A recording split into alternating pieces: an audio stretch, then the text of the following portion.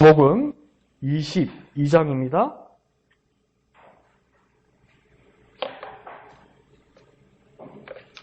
누가복음 22장 14절에서 23절까지 14절부터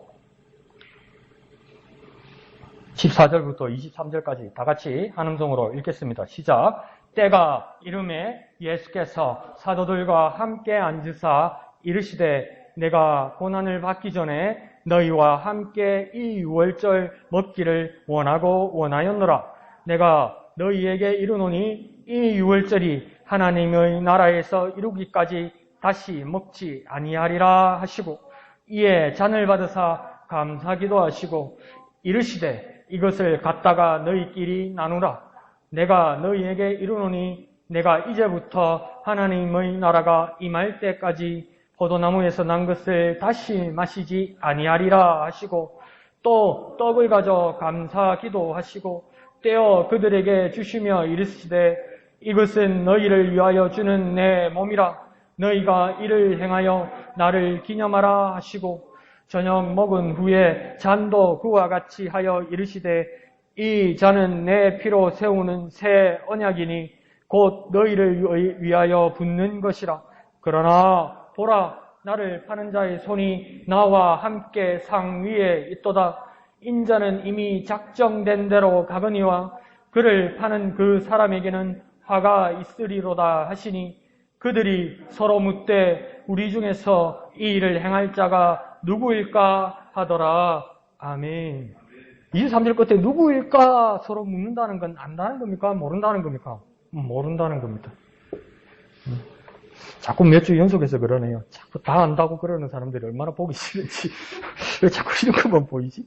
자, 좋습니다. 오늘 보면은 주님이 베푸신 마지막, 그날에 대한 마지막 만찬에 대해서 먼저 이야기가 시작되고 있습니다. 그래서 이 이야기에 대해서는 우리가 많이 들어왔고 또 되새겨야 할 내용들도 있을 것입니다. 그러나 한 본문에서, 한 문장에서 한 가지 뜻만 가지고 있는 것이 아니라 여러 뜻들이 있다는 것을 저와 여러분이 신앙생활을 해오면서 많이 알게 되었을 겁니다. 어릴 때 이것을 깨달았던 거, 근데 배우면서 또 두 가지 뜻이 있고 세 가지 뜻이 있고 그러면 우리가 예상할 수 있는 건 뭐냐면 하나님의 말씀은 진리인데 그 진리가 뭡니까? 수없이 많은 뜻들을 가지고 계시고 수없이 많은 것들을 우리를 깨닫게 하시는 것이 하나님의 귀하신 뜻이라는 겁니다. 그래서 우리도 뭡니까? 계속 이 말씀을 또 보고 또 볼 때 더 알게 되는데 다 같이 모여서 그것을 나누게 되면 더 많아진다는 것이죠. 그렇게 풍성해진다는 것이죠. 그래서 오늘은 제가 조금 새롭게 바라본 내용을 한두 가지만 여러분과 나눠보는 겁니다. 그러니까 제 말이 오직 이 뜻만 가지고 있다고 여러분에게 강요하는 것이 아니라 내가 이 말씀을 묵상했을 때 하나님께서 이런 감동을 주셨다. 그러면 여러분이 집에 가셔서도 제가 드린 말씀뿐만 아니라 여러분이 묵상하면서 이런 뜻도 있고 나에게는 이런 깨달음과 이런 감동도 주셨다. 충분히 할 수 있는 겁니다. 자, 그래서 14절에 보면 때가 이르렀다 이렇게 이야기합니다. 그 때는 언제 때이겠습니까? 유월절이라는 공통적인 때겠죠. 그 시기겠죠. 그러니까 유월절의 때라고 이야기하니까 그 당시 이스라엘 사람들에게는 명절입니다. 명절에는 어떤 날입니까? 기쁜 날입니다. 기쁜 때였다는 겁니다. 근데 그 같은 유월절에는 그 때에 다 보통 이스라엘 사람들, 명절을 지키는 사람들과는 달리 예수님에게는 어떤 날이었습니까? 자기의 목숨을 버리는 날입니다. 그러니까 같은 때, 같은 날이라도 어떤 의미를 두고 무슨 깨달음을 받느냐에 따라 달라지는 겁니다. 같은 때인데. 그러니까 같은 추석인데. 이번 추석에는 뭡니까? 우리 큰아버지, 작은아버지, 조카들도 오고, 손주들도 오고, 막 이런, 기대가 되는 그 기쁜 때도 있고, 그러니까, 이제 다 흩어져가지고 나밖에 안 남은 우울한 명절의 때도 있고, 뭐 그런 거 다 다르잖아요. 그러니까 뭡니까? 이스라엘 사람들은 그렇게 수없이 수많은 날들 동안 유월절을 지켜왔는데 상상도 못하는 일들을 알고 있는 분은 누구밖에 없습니까? 예수님 당신밖에 없는 거예요. 그러니까, 다 같은 날이라도 예수님에게는 특별한 날이었습니다. 그러니까 우리가 다 일상의 삶이고 똑같은 지금 오늘이 몇입니까? 3월 26일이라는 이 저녁 시간에도 뭡니까? 누구에게는 다른 날이 될 수 있는 겁니다. 저와 여러분에게는 어떤 날이 됩니까? 특별한 날, 특별한 시간이 되는 겁니다. 왜요? 여기 와서 주님을 만나는 곳이니까. 그러니까 같은 날이라도 예수님에게는 특별한 날이었습니다. 그게 그때입니다. 한번 해볼까요? 같은 날이라도 예수님에게는 특별한 날이었습니다. 우리에게도 정말 특별한 날들이 되시길 부탁드립니다. 자, 그러면서 그리고 이 때가 이르렀다는 것은 무슨 뜻이냐? 예수님께서 정해진 마지막 순간이 다가오고 있는 겁니다. 그러니까 아무도 모르는데 정해져 있는 거예요. 어느 날 내가 죽어야 된다. 그러니까 이 날이 뭡니까? 점점 다가온다고 할 때 얼마나 사람이면 얼마나 이게 조마조마하겠습니까? 얼마나 긴장되겠습니까? 당신이 3일 후에 부활한다는 그 확신을 가지고 있어도 먼저 고난받고 죽어야 된다는 그 날이 D-Day가 다가오고 있을 때 얼마나 그 어떤 그런 마음이 들까요? 그러니까 사람이면 어떤 사람들은 뭡니까?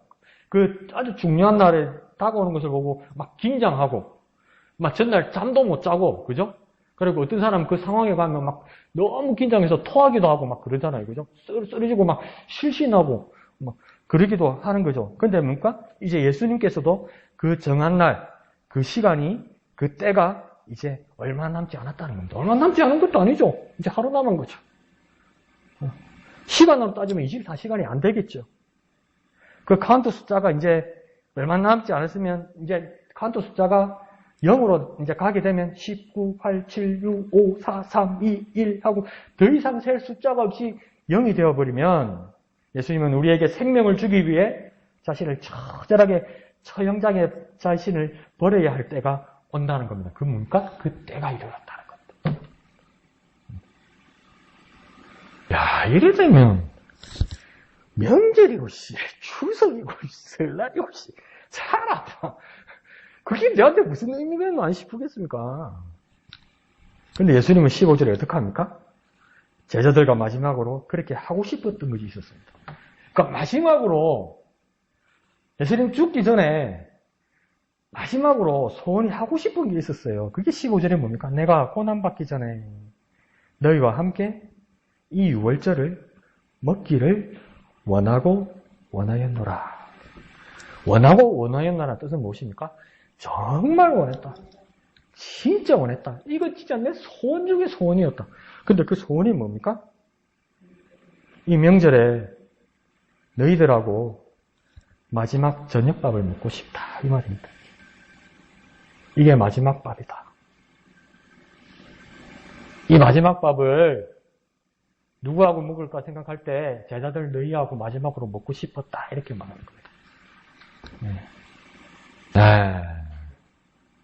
참. 그 마음이 어땠을까요? 근데 이 제자들은 영문을 모르잖아요. 근데 예수님은 정말 그러고 싶었다. 너희하고 마지막 저녁을 먹고 싶다. 이렇게 말씀하시는 거죠. 그러면서 뭡니까? 원하고 원하였노라. 이 말은 뭡니까? 나는 이 날을 알고 있어서 때가 다가올수록 정말 마지막으로 밥을 같이 먹고 싶었다. 왜요? 너희들은 남이 아니니까. 내 식구니까. 식구랄 때 그 식자가 밥 식자 아닙니까? 같이 밥 먹는 사람. 그게 식구란 말 아닙니까? 그게 남이 아니라는 것이죠. 한 가족이라는 것이죠. 당연히 내가 제자들 너희들과 같이 그것을 먹기를 원하였다. 이렇게 말합니다. 그러니까 그 제자들과 같이 먹으면서 다 성 다르고 출신 다르고 부모 다르고 그런데 예수님은 그 제자들을 12명의 제자들을 어떻게 생각한 겁니까? 자기 식구로 생각한 거예요. 그런데 예수님께서 이 6월절 명절날 마지막 저녁밥을 같이 먹는 사람들이 14절에는 누구하고 먹었다고 14절에 됐습니까? 때가 이름에 예수께서 누구들과요? 사도들과 함께 앉으사 이러잖아요. 그러니까 제자라는 말 대신에 벌써 이제 뭡니까? 사도라는 말을 씁니다. 그러니까 가만히 보면 사도나 제자나 구성원들이 같겠죠. 그런데 왜 제자라는 말을 쓰지 않고 사도라는 말을 썼을까? 제자라는 말은 뭐냐면 선생님이 있는 사람들이 뭡니까? 제자겠죠. 스승님을 모시는 사람이 제자겠죠. 그래서 3년 동안 예수님을 따라다니면서 배웠던 사람, 예수님의 가르침을 듣고 그리고 예수님 가는 길을 그대로 따랐던 사람, 그 사람들이 제자였습니다. 그런데 이 사도란 뜻은 뭐냐면 이제 예수님으로부터 임명장을 받고 자신들이 해야 할 사명, 막쟁한 임무를 가진 사람들이 누구입니까? 사도입니다. 그러니까 제자는 배우는 사람들이고 사도라는 건 뭡니까? 이제 임명장을 받고 임무를 가진 사람이라는 거예요. 뭡니까? 해야 할 일을 가진 사람이라는 거예요. 그러니까 약간 감이 오지 않습니까? 이거 졸업 끝나고 짜장면 먹는 거죠. 네. 수료증 받는 날 같죠, 그죠? 학위 받는 날 같잖아요. 그러니까 예수님은 자신이 죽으면서 제자들을 사도로 격상시켜서 그들에게 행할 막중한 임무를 주시는 겁니다. 그러니까 목사님 지난주 설교하실 때도 그랬잖아요. 고난 중에 생각하면 예수님이 날 위해 죽으셔서 얼마나 아팠겠노까. 그것도 맞는데 우리가 나 옆에서 누구 오는데 나는 눈물이 안 나니까 옛날에 돌아가신 친정아비 생각하면서 속으로 나도 울었다. 그런 거 아니라고요. 예수님은 당신이 죽으면서 뭡니까? 사도로 만들어서 그 임명장을 주시는 거라고요. 그러면 내가 정말 예수님의 고난을 생각하고 예수님이 나를 위하여 죽으시고 예수님이 나를 위하여 생명 던지셨다고 믿는 사람은 뭡니까? 슬퍼하거나 그 자리에 주저앉아 있어야 되는 것이 아니고 사도로서 할 일을 찾아야 되는 거예요. 그래서 제자란 말 대신에 뭘 썼습니까? 사도라고 쓰시는 겁니다. 그래서 예수님은 자기의 사람들을 사랑하시되 끝까지 사랑하신다고 표현하시기도 합니다. 그리고 그 사랑하는 사람들을 이제는 제자에서 무엇이 되었습니까? 사도가 되었습니다. 그러니까 역으로 우리가 이제 예수님을 사랑하는 사람이라면 주님이 넘겨주신 막중한 임무를 수행할 사도가 되어야 됩니다. 우리에겐 임무가 있는 겁니다. 예수님이 나를 위해 죽었다고 믿는 사람들은 뭡니까? 그와 더불어 임무가 있는 겁니다. 임무. 그걸 뭐랍니까? 사명이라고 그러잖아요. 사명. 주님으로부터 부르심을 받은 소명받은 자는 주님을 위하여 해야 될 일, 사명이 있는 겁니다. 그러니까 소명을 받은 자는 사명이 있는 겁니다. 뭐라고요? 소명을 받은 자는 사명이 있는 겁니다. 소명이라는 것은 주님으로부터 부르심을 받은 자들은 주님을 위해서 할 일이 있는 사람들입니다. 그걸 뭘 받았다고 합니까? 사명받았다고 이야기하는 겁니다. 사명받은 사람은 오늘 뭐라고 표현합니까? 사도라고 표현한 겁니다. 그럼 우리는 무엇과 같은 사람입니까? 사도와 같은 우리들입니다. 그럼 우리가 사도와 같이 임무를 받은 사람이라면 우리는 또 어떤 사람입니까? 주님의 식탁에서 주님과 함께 더불어 먹고 마시는 사람이라는 겁니다. 그러니까 이 계시록 2장에서도 뭐랍니까? 볼지어다 내가 문 밖에서 두드리느니 누구든지 내 음성을 듣고 문을 열면 그는 나와 더불어 먹고 마실 것이라고 이야기하잖아요. 그 먹고 마시는 사람이 누구입니까? 구원받은 자가 맞는데 그와 더불어 뭡니까? 사도로서 임무받은 자라고요. 그러니까 저와 여러분은 뭡니까? 이쪽은 사도 같고 이쪽은 안 사도 같은데 아니에요. 전부 다. 그래서 그 사도된 사람들을 고린도전서에서는 바울이 뭐라 합니까? 성도라고 하잖아요. 목사님 성도는 아직 집사 안 된 사람 아닙니까? 그 성도 말고 성령의 사람. 성령으로 말미암아 예수 이름으로 오신 성령으로 말미암아 그 임무 맡은 사람. 그러니까 모든 그리스도인들은 뭡니까? 성도 아닙니까? 그러니까 그 사명과 임무를 가지고 살아가는 저와 여러분 되시기를 부탁드립니다. 그러니까 예수님이 식구인 나는 제자에서 사도가 된 겁니다. 나는 누구입니까? 예수님이 식구입니다. 식구. 예수님이 식구 맞잖아요. 하나님의 자녀가 되었으니까 예수님이 식구 맞잖아요. 침례교회도 사람이 이렇게 많으면 문답을 하기도 하고, 또 자기 신앙 고백도 듣고 이러는데, 사람이 너무 많으니까 이렇게 문답, 이렇게 할 때도 있더라고요. 몇 번 제가 말씀드렸잖아요. 예수님은 누구십니까? 하나님의 하나뿐인 아들이잖아요. 그죠? 네? 그리고 그 질문이 그런 거예요. 예수님은 누구시냐? 하나님의 아들이십니다. 유일하신 아들이십니다. 나는 이제 어떤 사람이 되었습니까? 하나님의 자녀가 되었습니다. 하나님의 아들이 되고 하나님의 딸이 되었습니다. 그러면 당신에게 예수님은 누구입니까? 나의 구원자입니다. 그게 답이잖아요. 그래서 천수를 세고 있는 게라 여자 집사님한테 예수님은 당신에게 누구입니까? 오빠? 이러더라고요. 천수로는 맞지. 그런 말이 아니라 뭡니까? 예수님의 식구가 된 나라면 이제 난 사도가 된 겁니다. 한번 해볼까요? 예수님의 식구인 나는 사도가 되었다. 예수님의 식구인 나는 사도가 되었다. 그래서 사도로서, 성도로서 주님이 주신 임무를 충실히 수행하는, 성실히 수행하는 저와 여러분 되시기를 부탁드립니다. 자, 그런데 16절 하반절에서 예수님께서 이 떡과 잔을 나누면서 뭐라고 말씀하시냐면 16절 하반절에 하나님 나라에서 이르기까지 다시 먹지 아니하리라. 그러니까 다시 먹지 아니하리라. 18절 하반절에도 뭐라 합니까? 하나님 나라가 임할 때까지 포도나무에서 난 것을 뭡니까? 다시 마시지 아니하리라. 그러니까 떡도 다시 먹지 아니하리라 하리라. 잔도 다시 마시지 아니하리라고 이야기합니다. 그러니까 이게 어떤 뜻이겠습니까? 근데 지금 떡과 잔을 먹고 있죠. 먹고 마시고 있죠. 이 말은 무엇입니까? 진짜 마지막 식사예요. 진짜 마지막이라는 거예요, 이게. 그러니까 이제 죽으니까 못 먹는다는 말씀처럼도 들리기도 합니다. 내가 이제 죽으니까 못 먹는다는 그런 뜻 같기도 합니다. 그런데 다시 이 말씀을 가만히 보면 무엇까지 먹지 아니하리라. 무엇까지 마시지 아니하리라. 그러잖아요. 그러니까 기한이 정해져 있습니까? 기한이 없습니까? 기한이 정해져 있죠. 언제인지는 모르겠지만 언제까지 이렇게 돼 있잖아요. 그럼 그까지가 끝나면 그 기간이 끝나면 어떻게 하겠습니까? 언젠가는 다시 먹고 마실 것이다 이 말입니다. 그러니까 상상해 보십시오. 예수님이 뭡니까? 이 떡과 잔을 먹으면서 제자들은 영문도 물어보고 주면 먹고 주면 마시고 이랬지만 예수님의 마음은 뭡니까? 막 심통했겠죠. 그러니까 겟세마네 동산에서 뭐라 합니까? 제자들 3명 데리고 올라가지고 내가 죽기까지 고민하게 되었다 이러잖아요. 죄송합니다. 그게 뭔 뜻입니까? 우리나라 말로. 내가 지금 죽겠다 마음이 괴로워서 이 말입니다. 근데 나보다 한참 어린데 이래 말하면 안 되지. 하여튼 이 인간들이 아무도 그 심정을 몰라. 주님 심정. 여러분 키우는 자식들 같지 않습니까? 어릴 때 자식들 같지 않습니까? 응? 전화 와가지고 친정아버지, 친정어머니 돌아가셨다고 전화가 와가지고 울고 있는데 엄마 밥 안 줘? 그런 거하고 똑같지 않습니까 이거? 남편 세가 나가고 밥 도락하고 똑같은 게 안 같습니까 이게? 인간아 싶으니까 이게? 제자들도 그런 거요. 근데 예수님은 뭐 어떤 뜻입니까? 다시 좋은 날 올 건데 그때 우리 다시 모여서 먹고 마시자 이 말입니다. 다시 좋은 날 올 거야. 다시 좋은 날 올 거야. 그때 우리 다시 모여서 진짜 먹고 마시자. 네. 그러니까 우리가 얼마나 은혜입니까? 이 정황을 우리가 다 보게 되니까 이게 얼마나 은혜가 됩니까? 그 제자들도 수십 년이 지나서 예수님이 그때 그 뜻이었구나 이렇게 된 거 아닙니까? 네. 한번 예수님 음성을 가만히 들어보십시오. 예수님 마음이 그런 것 같아요. 다시 좋은 날 올 건데 그때 우리 다시 모여서 먹고 마시자.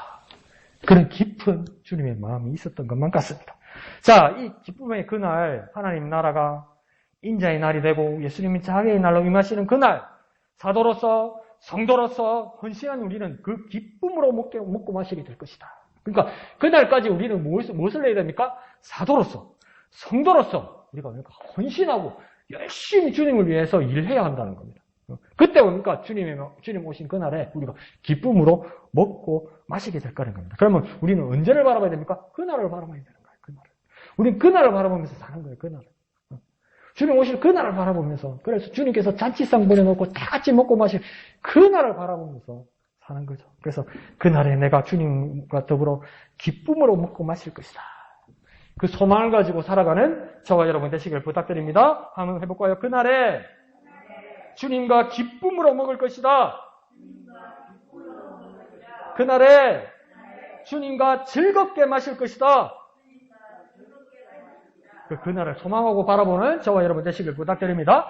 자, 그 뒤로는 이제 가면 뭡니까? 분명하고 분잔하는 모습이죠. 그러니까 그 떡들을 이렇게 예수님께서 나눠주시고 이 잔들을 이렇게 나눠주시는 모습입니다. 근데 오늘 누가복음을 보면 여러분 감을 잡으시는지 안 잡으시는지 모르겠는데 마태, 마가복음하고 순서가 다릅니다. 그러니까 마태, 마가복음은 떡을 먼저 주시고 그 다음 잔을 주세요. 그런데 오늘 누가복음은 뭡니까? 17절에 뭐 먼저 줍니까?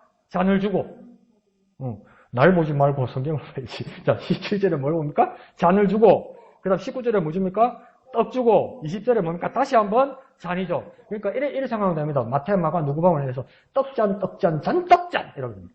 떡잔, 떡잔, 잔떡잔. 자, 시작. 떡잔, 떡잔, 잔떡잔. 예, 잠을 깨야지. 시작. 떡잔, 떡잔, 잔떡잔. 그러니까 누가복음은 뭡니까? 잔떡잔. 잔 먼저 주시고, 떡 한번 주시고, 잔 한번 더 주신 거예요. 그래서 내가, 그 전수사 때 어디서 일을 하면서, 주에 만찬씩 이렇게 보조하는 날이 있었어요. 그러니까, 옆에다가, 떡하고 잔하고 이렇게 둔 거예요. 그러면, 이제 직접 그 교인들이 와서 무릎을 꿇고, 떡을 떼고, 잔을 들고 이렇게 나가면 되는 거예요. 그러니까 연세 드신 어르신이 한 분 오셨어요. 그래서 가만히 나는 이제 뭐 흘리거나 이런 안 그러면 보충만 해드리면 되는 거죠. 근데 어르신이 탁 하는데 보니까 기도도 아주 경건하고 하시고 나서 첫 번째 떡을 탁 떼더라고요. 드시더라고요. 그 다음에 이제 잔을 드시더라고요. 그 잔 드시니까 가시면 되잖아요. 안 가더라고. 잔 드시면서 떡을 한번 더 먹더라고. 그래서 왜 저러실까? 가만히 생각하지. 그래서 아 그렇구나. 저분은 두 번째 떡이 안주구나. 듣겠지. 그랬고요. 근데 여기서 보면 그게 나쁜 게 아니에요. 이게 뭡니까? 그 당시는 식사잖아요. 잔 한 번 먹거나 떡 한 번 먹거나 이게 아니고 계속 떡과 잔을 반복해서 먹고 마셨겠죠. 근데 내가 유심히 생각하니까 그런 생각이 들기도 하더라는 겁니다. 자, 19절 마지막을 보면 떡을 떼어주시면서 예수님께서 뭐라고 말씀하십니까? 19절 마지막 부분에 보면 나를 기념하라. 그렇죠. 기념하라. 기념하라는 뜻은 뭐냐면 기억하고 생각하라는 겁니다. 기억하고 생각하라. 기억도 하고 생각도 하고. 그러니까 그때를 기억하고 또 생각하면서 묵상하라는 뜻이라는 거죠. 그러니까 주의 만찬에 대해서는 가톨릭 교회로부터 여러 개신교회들에서 여러 그 설들이 있습니다. 주의 만찬이 어떤 뜻인지. 그래서 화채설, 공제설, 영적 임재설, 뭐 기념 상징설, 막 여러 가지 뜻이 있습니다. 막 그게 막 대강 무슨 뜻이냐면 화채설, 떡과 잔을 주면서 이거 진짜 예수님 몸이다. 이거 진짜 이거 예수님 피다. 이렇게 가르치는 사람도 있고, 에이 그건 심했다. 이렇게 루터는 뭐라고 하냐면 공제설.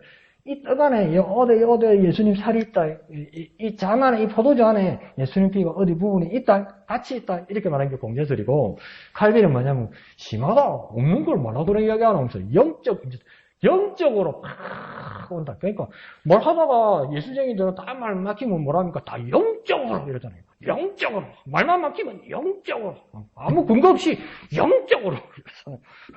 그런데 또 칼빈은 그런 뜻으로 말하지 않지는 않았겠죠. 그런데 이와 다르게 이 떡과 잔을 받을 때 무엇을 기억하고 깊이 생각하고 묵상하라는 것이 뭡니까? 침례교에서 말하는 기념 상징설입니다. 그러니까 기억하고 생각하는 것. 그러니까 이 떡을 나한테 왜 주실까?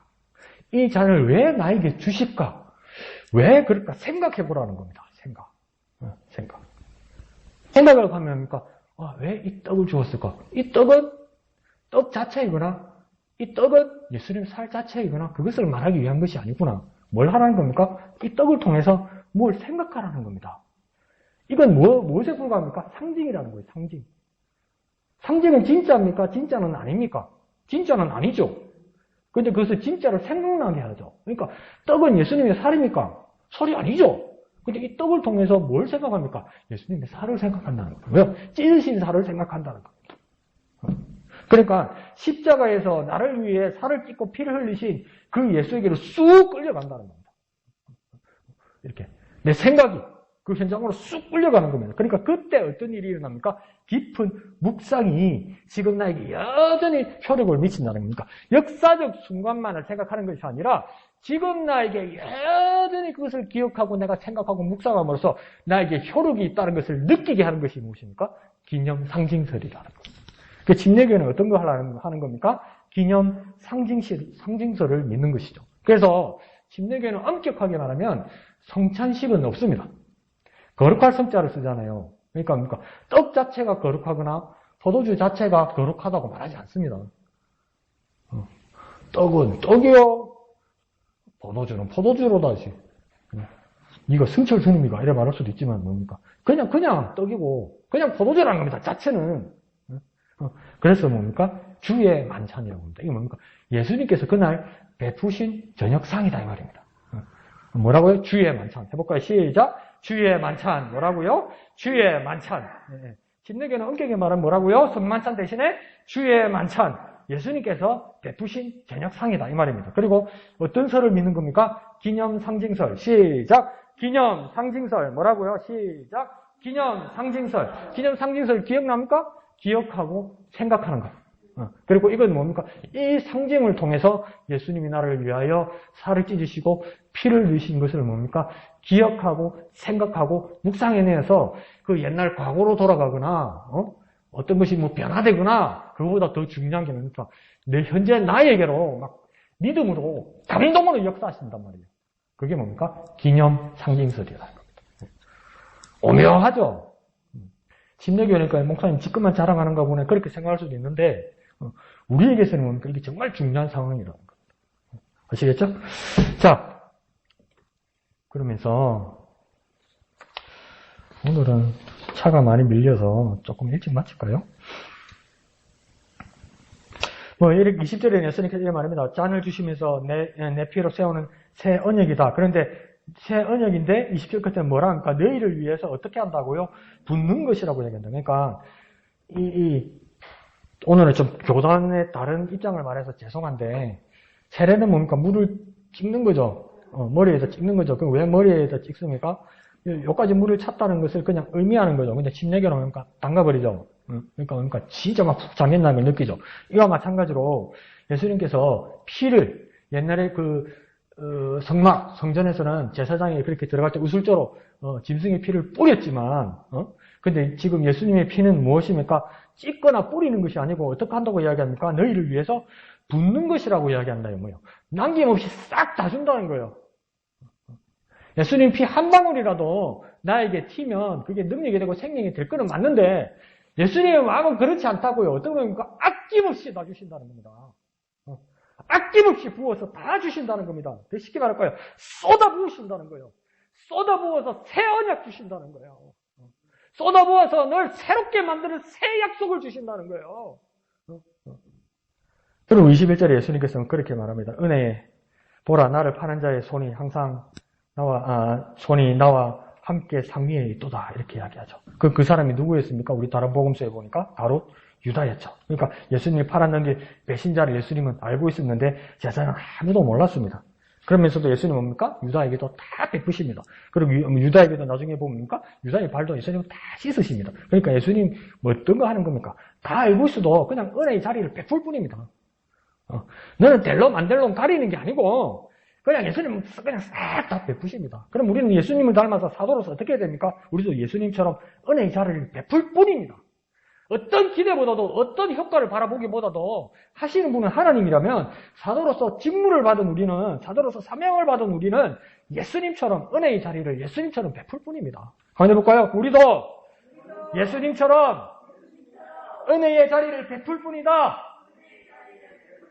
그래서 댓글을 바라지도 말고 보름없다 소리도 하지 말고 바로 해봤자 소용없다. 저 머리 검은 짐승 거둘 것 못 된다. 그런 말 할 필요도 없고 그냥 예수님처럼 은혜의 자리를 베풀 뿐인 예수님의 사도 되시기를 부탁드립니다. 그러면서 22절에 예수님 인자는 작정된 대로 가신다 이렇게 이야기합니다. 그러니까 예수님이 죽음은 우연이나 사고나 단순한 불운이 아닙니다. 작정된 대로 가신다고 이야기하잖아요. 예수님은 뭡니까? 하나님의 계획이었습니다. 그러니까 오래전에 창세전에 영원전에 하나님의 놀라운 기적 같은 프로젝트였다고요. 누구를 위해서? 저와 여러분을 위해서 영원한 계획안에 우리를 넣으셨다는 거 아니에요. 그러니까 여러분이 저와 인생이 얼마나 값진 겁니까? 재수가 아니고 은혜는 재수가 아니에요. 하나님이 얼마나 공도를 준비한 건데요. 근데 마구 살아요? 포기하고 살아요? 넉넉히 살아요? 아니요. 그럴 수는 없다는 거죠. 그런데 예수님은 합니다. 그런데 파는 그 사람에게는 화가 있으리로다. 인자를 파는 그 사람에게는 화가 있으리로다. 그 사람은 유다를 말하기도 하지만 인자를 파는 그 사람에게는 화가 있으리로다. 이 말은 뭡니까? 영원한 은혜를 생명의 구원을 시장에다 내놓아서 뭔가 바꿀 만한 가치가 있다고 여기는 그 사람은 그 다른 것을 얻는 대신 화가 있을 것이다. 이렇게 말하는 거예요. 그러니까 주님의 그 귀한 은혜를 가지고 이걸 주님이 주신 귀한 은혜를 정말 값지다는 것은 알겠는데 이것이 내 것이 되지 않고 팔아먹으려고 든다고요. 은혜가 다른 것과 시장에 가서 바꿀 수 있다고 생각한다고요. 그러면 지금 뭐라고 하냐면 바꿀 수 있다고 생각해서 바꾼다 좋다 바꿔봐라. 바꿀 수는 있는데 그것이 니한테 화가 될 것이라는 거예요. 여러분 주님이 주신 구원, 그 생명, 그 능력, 그 은혜가 정말 값지다는 것을 믿으시면 아멘 합시다. 너무 값지니까 너무 값진 것을 알아서 내가 당장 쌀을 팔아야 되고 내가 당장 라면을 얻어야 되겠고 내가 당장 기름이 필요하니까 그것을 바꾸었다고 치자고요. 그러면 나에게는 뭐가 있는 겁니까? 쌀만 있는 겁니다.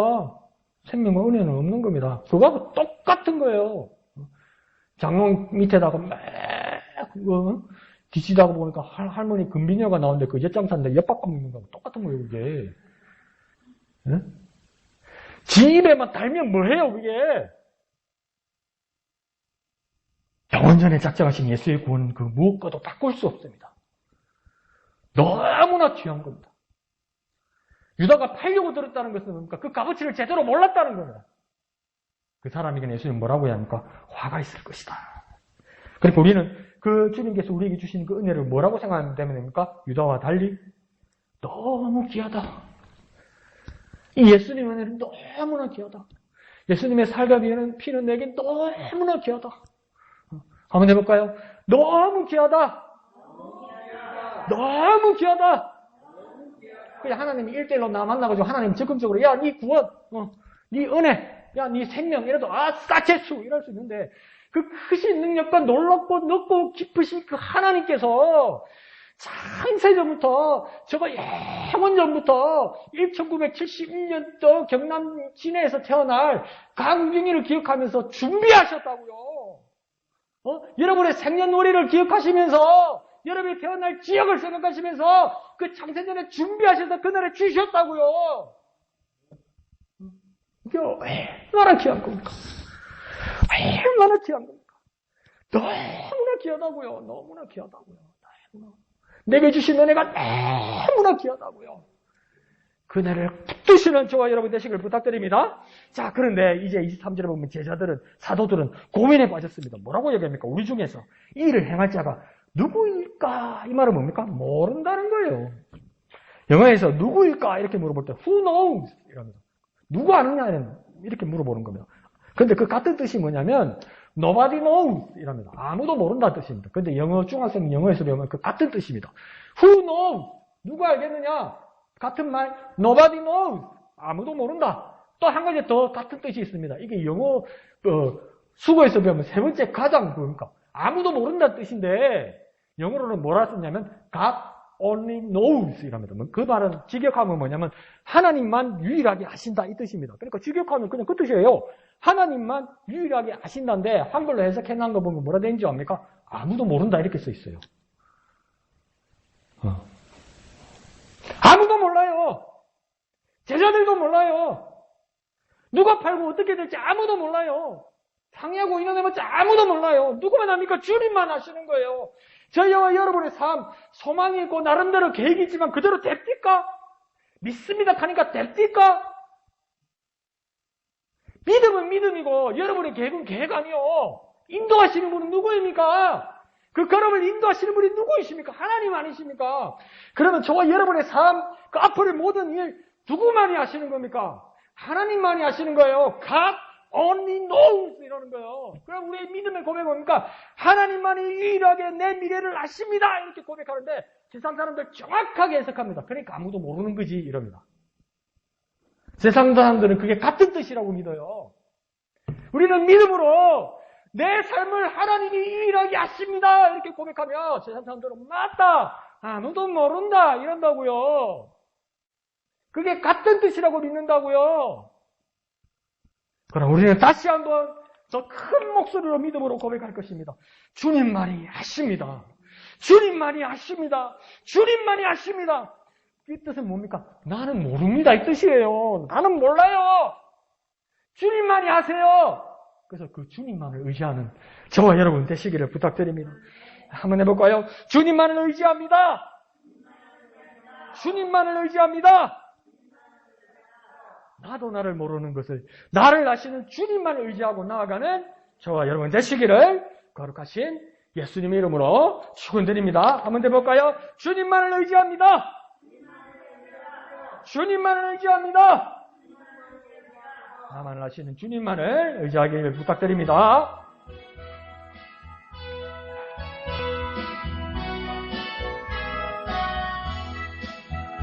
만왕의 왕 내 주께서 왜 고초당했나 이 벌레 같은 날 위해 그 보혈 흘렸네.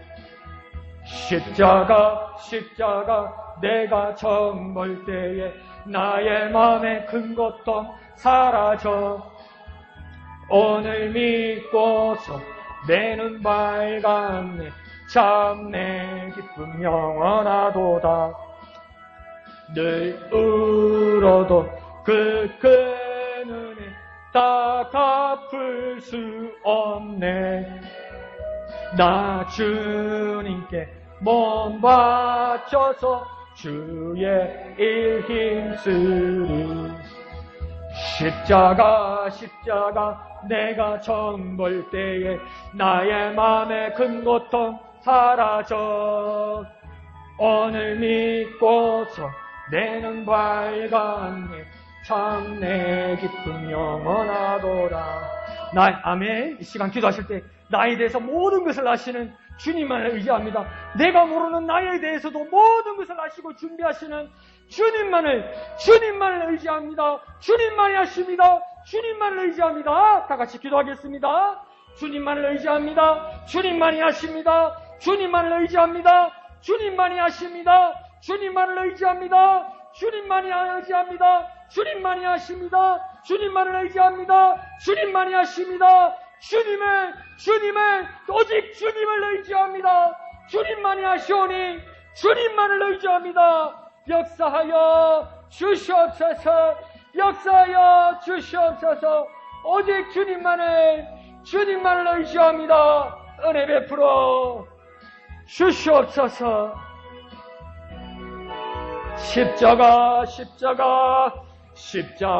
십자가 내가 처음 볼 때에 나의 마음에 큰 고통 사라져. 오늘 믿고서 내 눈 밝았네. 참 내 기쁨 영원하도다. 아멘. 주님의 십자가를 통하여 주님이 나를 위하여 살을 찢으시고 주님이 나를 위하여 흘리신 피를 주님 기억하고 또한 깊이 생각하고 묵상할 수 있는 우리가 되게 하여 주시옵소서. 그날의 귀한 역사가 오늘 내게 살아서 놀라운 일로 나타나는 그 능력의 시간들이 되게 하여 주시고 그것을 통해서 주님이 주신 임무를 잘 감당하는 귀한 사도로서 성도로서 신실하게 섬기는 주님의 사람들 되게 은혜 베풀어 주시옵소서. 주님 솔직히 고백합니다. 이제는 아무것도 모르겠고 잘 모르겠습니다. 세상이 어떻게 될지 내 미래가 어떻게 될지 솔직히 아는 척했지만 아무것도 모르겠습니다. 진리를 깨달았습니다. 주님만이 아십니다. 오직 하나님만이 아십니다. 그래서 세상이 박수를 치더군요. 그러니까 모르는 거라고. 그러나 우리는 다시 한번 믿음으로 고백합니다. 그래서 주님만이 아십니다. 주님만이 아시오니 주님만을 의지합니다. 주님만이 아시오니 주님만을 의지합니다. 그렇게 믿음으로 고백하며 나아가는 우리에게 역사하여 주시옵소서. 모든 것을 감사드리며 거룩하신 예수님의 이름으로 간절히 기도합나이다. 아멘. 하늘에 계신 우리 아버지, 아버지의 이름을 거룩하게 하시며 아버지의 나라가 오게 하시며 아버지의 뜻이 하늘에서와 같이 땅에서도 이루어지게 하소서. 오늘 우리에게 일용할 양식을 주시고 우리가 우리에게 잘못한 사람을 용서하여 준 것 같이 우리 죄를 용서하여 주시고 우리를 시험에 빠지지 않게 하시고 악에서 구하소서. 나라와 권능과 영광이 영원히 아버지의 것입니다. 아멘. 주님 감사합니다. 주님 감사합니다. 주님만을 의지합니다. 주님만을 의지합니다. 모든 것을 아시는 주님만을 의지합니다. 주님만이 아시오니 주님만을 의지합니다. 주님만을 의지합니다. 주님만이 아시오니 주님만을 의지합니다. 사도로서 성도로서 우리에게 주신 직분 잘 감당할 수 있도록 주님 역사하여 주시옵소서. 주님의 살, 주님의 피가 내가 기억하게 하시고 또한 깊이 묵상하고 생각하게 하시고 살아 역사함을 경험하게 하여 주시옵소서.